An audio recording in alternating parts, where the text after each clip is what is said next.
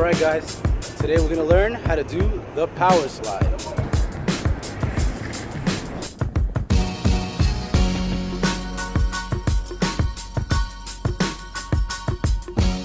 We're going to begin by getting the power slide and breaking it down to 3 simple moves.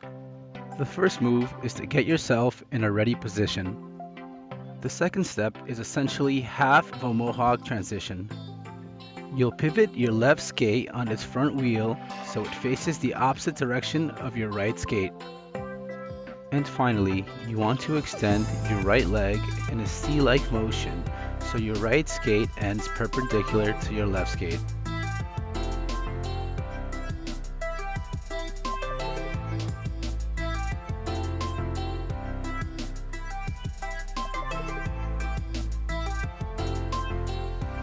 Now let's see what it looks like when you're rolling.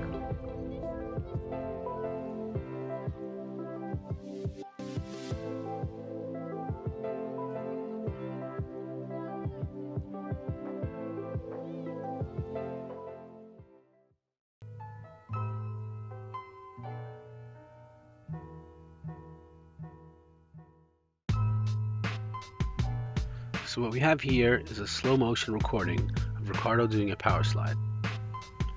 So here we see Ricardo rolling into the shot and quickly getting into his ready position. It is important to notice that the 2 final and most important steps of the power slide essentially happen simultaneously. It is the pivoting left skate which allows the right skate to swing into the proper position.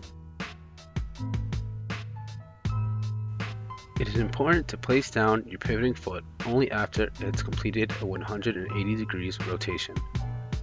If you place your pivoting foot down prematurely or too late, it can result in a sharp turn or possibly falling. It is also important to stop the rotation of your right skate once it's perpendicular to the direction you're going in. Make sure to keep your swinging leg in contact with the ground so you can feel the loss of traction as it swings out. And finally, take note of Ricardo's stance when power sliding. This is the optimal stance for a power slide. Take a look at his left knee. It is very bent, allowing for his left skate to remain under his body and hold the majority of his weight. Also take note of his right leg, which is straight and extended away from his body. This allows his right skate to be at the proper angle in order to use his edges and allow him to slide.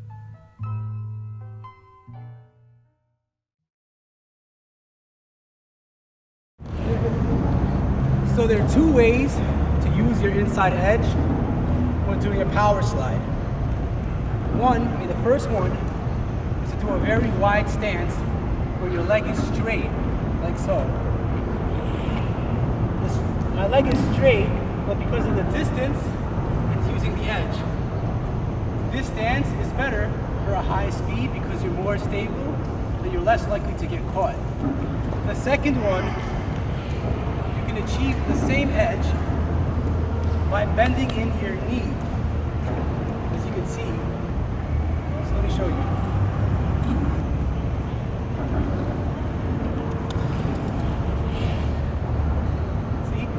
Stance is different.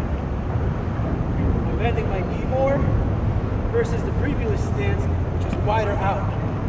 But it's the same edge.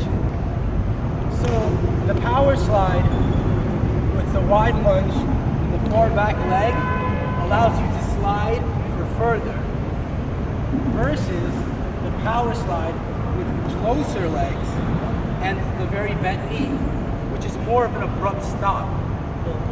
The reason this happens is because when you do the knee bend power slide, the angle of your foot is less extreme, therefore you have more grip. Versus the wide lunge, where the angle is much more extreme, you have less grip, so you slide longer. And 2, they have their downside. If you do the wide leg power slide, you could slide out, fall. If you do the short leg power slide, you can catch and then fly over and fall. So they both have their downsides. But the one with the knee tucked in more is generally more of an abrupt stop than the wide stance. So let's see the two. So first, I'm gonna do the wide stance. And now I'm gonna do the short stance. You see the difference? So let me start off by apologizing for the audio in the previous clip and any gaps I may have left, which I'm going to try to fill now. Okay, so here we have the wide stance and what I should have been calling the narrow stance. In the narrow stance, we keep our skates much closer and use our edge by bending our right knee. The angle of our right skate is far less than when in the wide stance. Because of this, the following is true. You will slide less because the angle of your skate is less sharp and more directly under your body, allowing you to distribute more weight onto it. This is why the narrow stance is much better for stopping than sliding. This stance is ideal for medium speeds and smooth floors.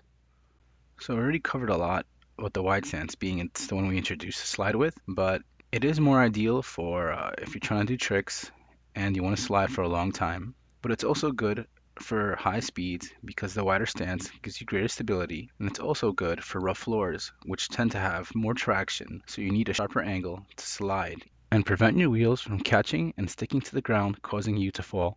Ultimately, in a real-world situation, you will learn to combine both these stances. You usually begin with a wide stance, and then once you understand how much the floor slides, you'll transition to a shorter stance to kill the slide and come to an abrupt stop. So I hope you enjoyed this video and you were able to take something from it. You should always practice new techniques and tricks in an ideal situation which is safe and away from danger. So I'll leave you here with some clips of the B.I.N.Y crew enjoying some slides.